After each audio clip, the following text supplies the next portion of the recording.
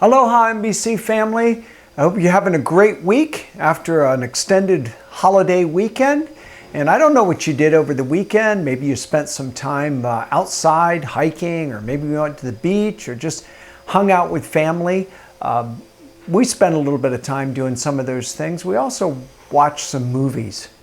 And you know, I was thinking about the movies that I like the most are movies that have kind of the same theme running through them. Good conquers evil in the movies that I really enjoy. The love interests are united. Those people that either fall in love with each other or families, just different love interests, they are united in the end and they get to be together. And then, you know, I don't know any other way to describe it except at the end, everybody lives happily ever after. Those are just the kind of movies that I like. Maybe you're the same way. I got a hunch that you are. In fact, most of us are. And did you realize that that's because that's kind of inbred in us? This desire for good conquering evil, for love to also kind of conquer, and for everyone to live happily ever after.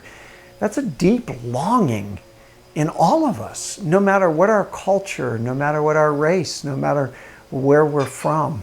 See, Romans 8:22 puts it like this: we know that all creation has been groaning, as in the pains of childbirth, right up to the present time. It's a very interesting verse. It says that creation is groaning. There's this groaning anguish like the pains of childbirth, right up to the present time, the writer says. The picture there is one of a woman giving birth. And what happens when a woman gives birth? Well, she goes through these things we call pains or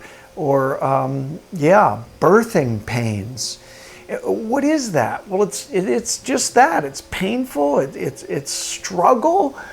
But in that pain and in that struggle, there is an understanding that soon good is going to come out of this. Soon, out of this struggle and this pain, this birth is going to take place. Life is going to come forth. That's an exciting thing. And so the woman is willing to go through this pain of childbirth because she knows ultimately that pain is going to lead to good. Well, that's the picture here, that creation itself is groaning, saying, man, we're going through pain and struggle, but something good is coming. See, in that verse, the word hope doesn't show up, but it's pictured. Because if you were with us this past Sunday when we started our new series called Real Hope, we discovered that the definition for biblical hope, real hope, is confidently expecting God will bring good. That's what this verse in Romans is talking about, that creation has inbred in it this idea that things aren't the way they're supposed to be. There's a pain and there's a struggle, but good is ultimately coming. The world doesn't quite understand that, but you and I as Christians should. In Romans chapter 5, it's called confident hope of salvation. See, as believers in Jesus Christ, we are confidently looking forward to that time that the world will be made right, that good will ultimately conquer evil, that love will conquer, that everyone who puts their faith in Jesus will live happily ever after. That's why we love those movies. That's why our heart desires to see something better, the ultimate good that God has waiting for us. Hey, we're going to talk more about that this Sunday when we talk about this hope of salvation as we continue in our series, Real Hope. I hope you'll join us for that.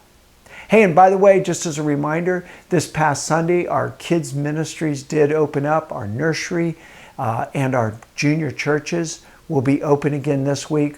We're taking a lot of precautions, doing some things to hopefully make it safe for our kids and for our volunteers. But bring those kids. They need to understand Jesus loves them. There's a lot of hope despite everything that's going on in our world. So we look forward to seeing you this Sunday.